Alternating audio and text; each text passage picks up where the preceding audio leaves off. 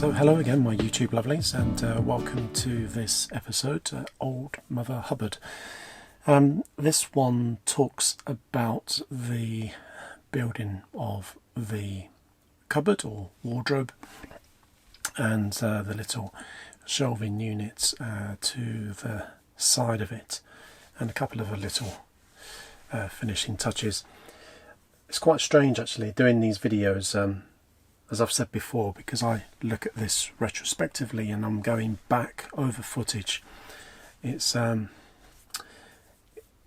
quite interesting looking at the footage and sort of making notes and going back through so that I can speak to you and say the right things, etc. And it's quite interesting, the things that I forgot about, the processes, and having it all on video and just sort of going through my hard drive is it's quite enlightening actually. So this whole process of doing these build episodes is quite nice actually. Right, I thought it was going to be a short one, but you know, having said looked through the footage, there's actually quite a lot happened in this stage. Now, the last episode we talked about the tool shed, etc. So we've now got what is essentially the back of the tool shed behind this cupboard here, wardrobe. Now, because it was all designed, the tool shed and the width of it was all designed around the width of the spare wheel. Obviously that then dictates the size of this cupboard in front. And one thing that I forgot, and was obviously reminded when I saw all the footage, was that originally my intentions for the spare wheel was that I was going to run long bolts through and wing nuts to stop it from moving. But once I'd got the wheel in, I realised there really wasn't a huge amount of movement, and it wasn't going to move about that much. So having pre-drilled these 5 holes, or however many holes it was, I didn't need them anymore, and I figured, well, what can I do here? And so I came up with this idea of making the hole bigger. So I cut a hole and then covered that with a vent. And the idea was that because I knew that at the bottom here was going to be my toilet, so I figured if there were any smells to escape and what have not, at least there was some kind of vent. And I don't know, in some kind of way of being able to just sort of, whatever bad smells, etc. I thought it was just good to just sort of vent outside. Maybe some warm air going into that little tool shed, whether any would pass through, I don't know. But I just thought some ventilation might be useful, so that's what I did. I cut a hole, then put a plate on it. And if I remember right, there's a plate on this side. Oh, can't quite remember. So I did that first, and then obviously put the wheel back in with the wooden batten and the pin hinges, and that's more than enough. There's no way that that wheel is going to move backwards or forwards. It's really, really secure in there. That's done, so the next stage I can now concentrate properly on the inside. The first thing is to build a base for the toilet, so I went for a small sort of Portaloo sort of camping cassette toilet. It's by Vango, and I built a box primarily for that to slide into, and then the idea was that the box, on top of the box, the shelving units would sit. So the box I think is 2x2 uprights, and then there's like an 18mm chipboard top, and that's just screwed on top. Then on top of that then goes the unit which houses all of the plastic tubs. Now, I'd mentioned some episodes ago how prior to moving into the van I bought these plastic storage tubs I bought them from B&Q. They were quite reasonable. I can't remember what the price was for them. I think they were something like, they're either like £12 or £18 a set of however many you get, 6 or whatever. And I saw them and they were really, really light, and I bought those whilst I was still living in the flat, and was able to start using those and decanting all of the things that I needed, things for the kitchen, etc. And I'd already kind of made my mind up that these were quite a useful thing to build around.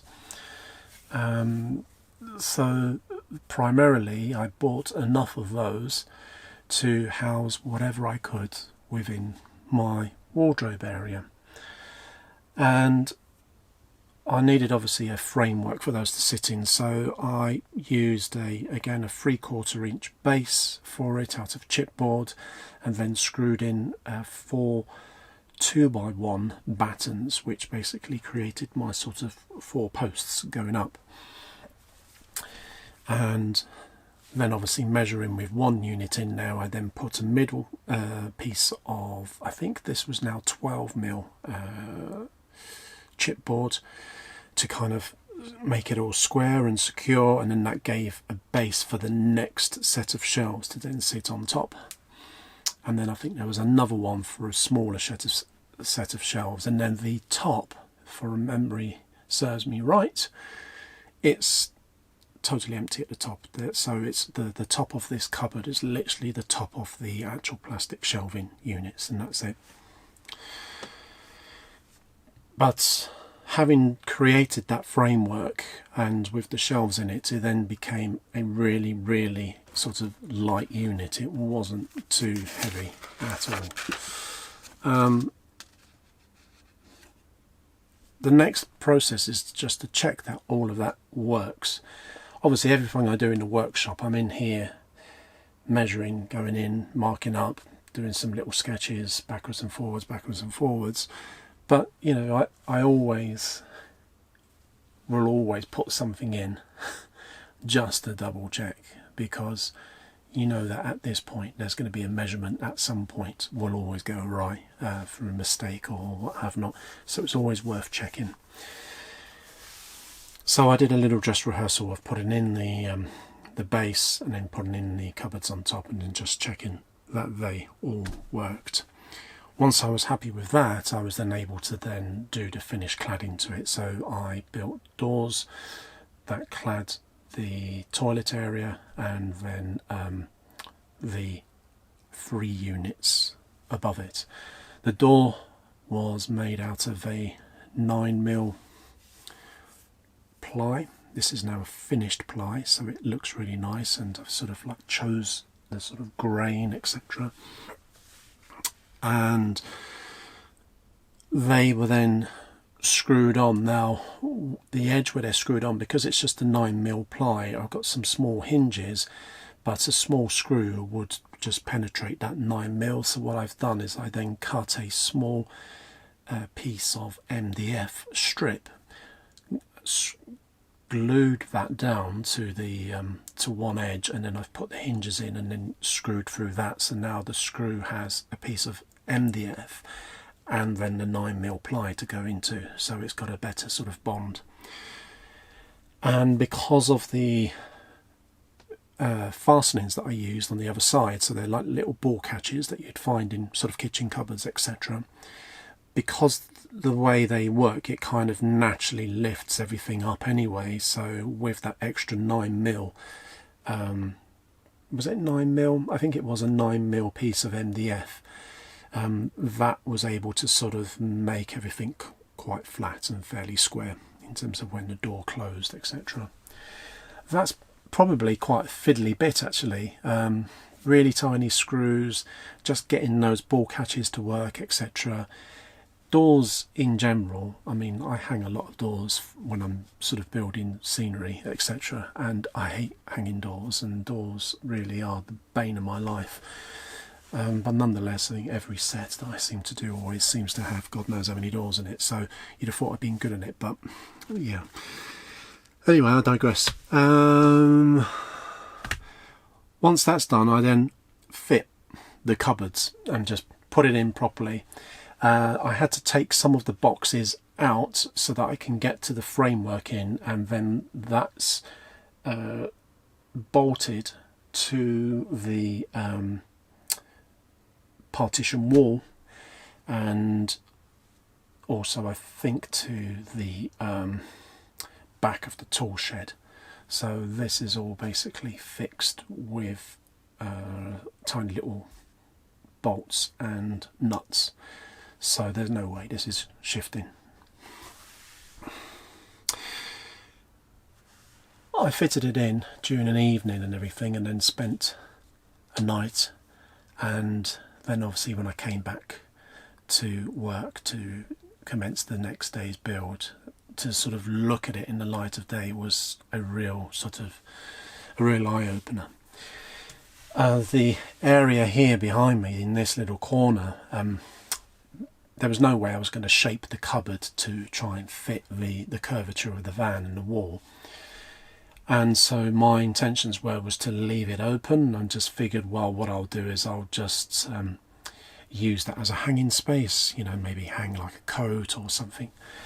But when you see it in the light of day, and you suddenly go, actually, yeah, that's not going to work. It bugged me for a few hours, maybe a day. And I then thought, no, this ain't going to work. So I basically went about building a set of shelves to fill that gap. The way that works, it's a piece of MDF, and then what I've done, I've got 1x1 battens, and those are glued and screwed to the MDF, and then the shelf is made out of 9mm again, and there's cuts, and I had to go basically come in and out, backwards and forwards with the shelving unit, and try work out where I was going to put it, measure it, cut a piece, and so on. And I basically did that. However, how many shelves are there? 1, 2, 3, 4, 5. And is there one on the bottom? Yeah, 6. So I had to do that 6 times, basically in and out, making sure that I got all those measurements right and everything, and just sort of worked out the spacing. But I must say, this bit here, and I don't see it much now because a lot of times my coats are just sort of hanging up behind me here, and towels, etc., and running jacket and what have not. But this was probably one of my favourite parts up to the point of the build. Doing that was a really satisfying job. And then once I've done that, I basically then was able to then turn my attention to the sort of the front of the bed, or the garage area. So I was able to basically clad the very front, put a door on to cover the plastic shelving, drawers, etc., and then put another one just here in front to cover the actual garage space. And this is the one here that's actually velcroed, this wall, so this pulls off, and so that I can actually access the garage from inside here. I think that's it for this one. It is, looking back and, you know, taking new footage now, and certainly going through the old footage, I realised how much of a job this was, but it's a job that I'm really happy with. And I mean, a lot of people might not even bother with doors. I really struggled for a while because there was a side of me that wanted everything and any door in the van to be sort of slidey to some extent, because I didn't want hinge doors, because obviously they come out and encroach into the space. But obviously there's nowhere for this to slide, because there's a wall here, and then you've got the partition wall where the bed is behind this. So there was no way I can do that. So in the end I had to opt for hinges, but it hinged out to the wall, so it's not a problem. There's nothing here against this side apart from some hooks and a picture against the wall.